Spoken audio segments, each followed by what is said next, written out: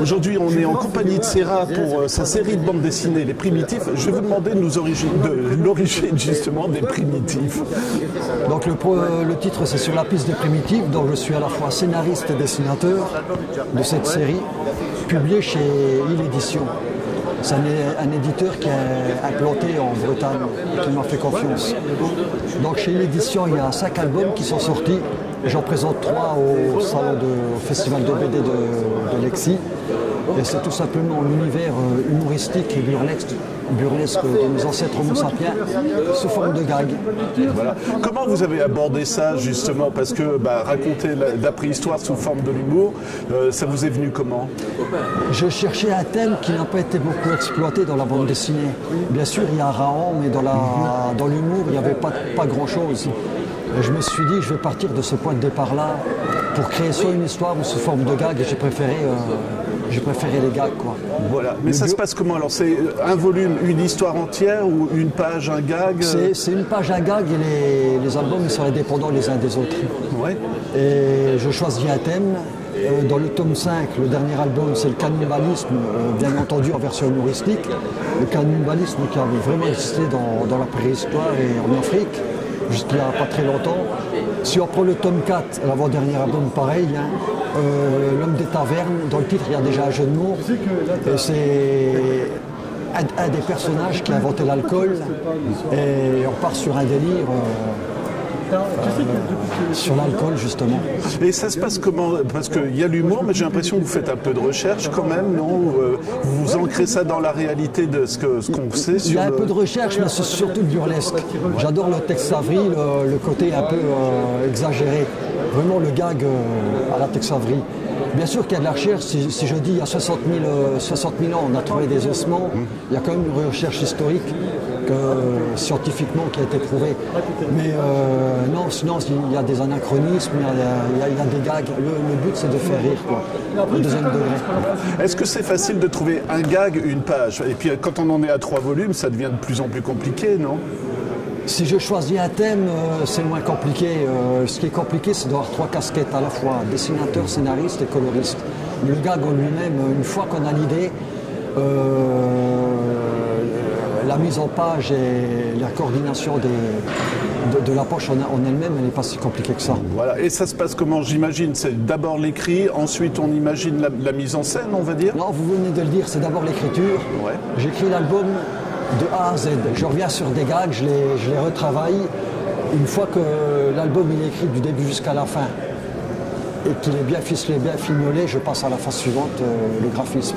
Est-ce qu'il y a plus de plaisir à écrire ou à dessiner? Comment ça se passe? Quand j'ai commencé à dessiner, mon plaisir c'était le dessin, mais je m'aperçois que au fil du temps, je préfère plus le scénario que le dessin. Ouais. Les deux vont de pair, bien entendu, puisqu'on est à la fois scénariste et dessinateur. Mais j'ai quand même plus de plaisir à trouver des gags. Ouais. Est-ce qu'il y a des gags visuels, justement, des fois? Oui, spécialement dans le tome 2, ça ne parle pas beaucoup. J'ai voulu faire un album complètement différent du 1, où même une personne qui ne sait pas trop lire, parce que c'est beaucoup jeunesse, bien entendu, qui commence à apprendre à lire et écrire, dans le tome 2, c'est beaucoup de gags. Évidemment, dans le 3 et dans le 4 aussi, il y a plus de texte, mais il y a aussi des gags visuels.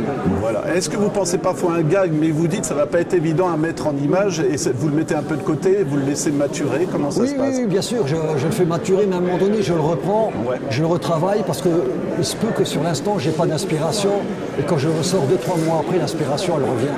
Et ça se passe comme ça dans tous les gags où je bûche un peu. Voilà. C'est des personnages, c'est les mêmes personnages qui reviennent de volume en volume? Ma série, ça se passe il y a 60 000 ans avant notre ère, donc. J'ai choisi une tribu.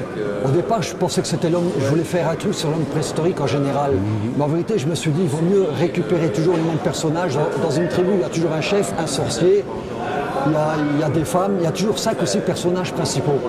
Et après, au fur et à mesure des albums, ça se développe. Il y a des personnages qui rentrent et que je garde parce que c'est intéressant. C'est pas une question piège, mais est-ce qu'on a peur de se lasser, justement, d'avoir toujours les mêmes personnages? Est-ce qu'on n'a pas envie de changer d'histoire? Non, justement, plus je fais d'albums, moins je me lasse de mes personnages, je les adore. C'est l'inverse de ce que vous venez de dire. Je ne m'en lasse pas, au contraire. 3 volumes, j'imagine que ça veut dire que ça prend auprès du public aussi, ça doit être rassurant? Oui, c'est rassurant dans le sens où, bon, Chez l'édition, on n'est pas diffusé, le problème il est là. Si j'étais diffusé, si c'était sur le plan national, les gens ils verraient mon album en librairie. À chaque fois, il faut expliquer aux gens. Le problème il est un peu là.